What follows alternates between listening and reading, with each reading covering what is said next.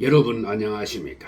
이충원입니다. 오늘은 사회의 정의를 바라는 전국 교수 모임 미디어 개혁특위위원장인 강병호 배재대 교수가 방송통신위원회 한상혁 위원장의 취임 이후 문재인 정부의 구글사에 대한 유튜브 영상 삭제 요청이 38배까지 급증했다고 8월 2일 밝혔습니다. 그 내용을 자세히 말씀드리겠습니다. 사회 정의를 바라는 전국 교수 모임인 정교모는 전 현직 대학 교수 약 6,200여 명으로 구성된 교수 단체입니다.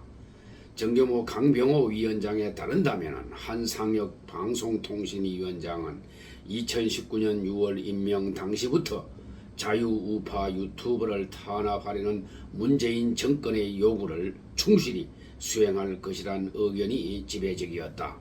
당시 인사청문회에서 자유한국당 윤상직 의원은 전임 이효성 방송통신위원장이 정권의 유튜브 탄압 요구에 대해서 언론학자로서의 양심상 할 수 없다며 임기를 남겨놓은 상태에서 물러났다는 설이 있다는 발언도 했습니다.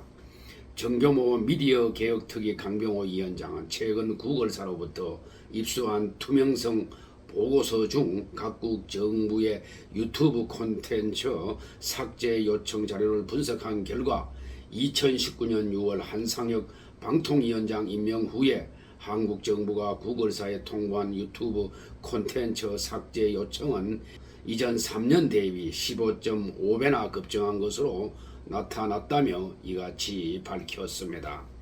그러면서 그중 1693건은 성인물, 음란물, 약물 남용, 저작권 등 콘텐츠는 제외하고 주로 정치적 사안들로 추정되는 콘텐츠들이다라고 하면서 논란의 여지가 있는 영역을 제외하면은 정치 분야, 즉 선거법, 정부 비판, 국가안보와 관련된 요청 건수는 이전 대비 14.7배, 선거 관련 영상을 삭제해달라는 요청도 같은 기간 38.2배나 증가한 것으로 나타났다고 설명을 했습니다.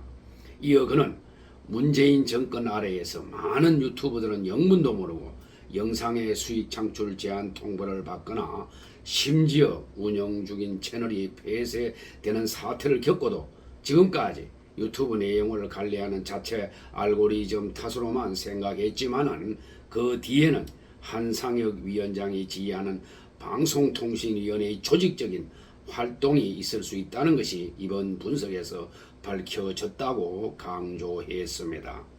강 위원장은 뉴미디어의 시대에 1인 미디어는 어엿한 소통의 통로이며 여론 형성의 주요 수단이다라면서 문재인 정권에서 치밀한 유튜브 채널 탄압이 있었다면 이는 50시대의 언론의 재간을 물렸던 이상재 씨의 언론 대책반과 무엇이 다른가라고 따져 물었습니다.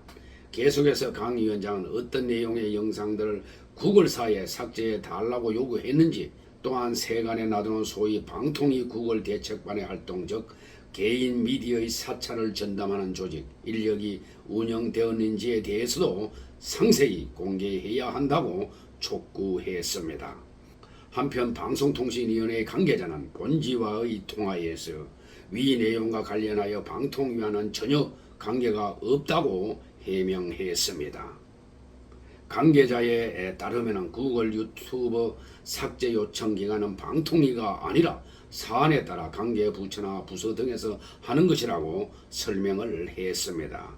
그러면서 음란물 등은 방송통신심의위원회, 선거관리는 중앙선거관리위원회, 범죄, 국가안보 등은 경찰청, 그리고 개인정보와 관련해서는 개인정보보호위원회에서 관리하고 있으며 사안에 따라 이들 업무 수행기관이 구글 측에 삭제 요청을 하고 있다면서 방통위가 구글의 직접적인 삭제 요청은 한 사실이 없다고 밝혔습니다.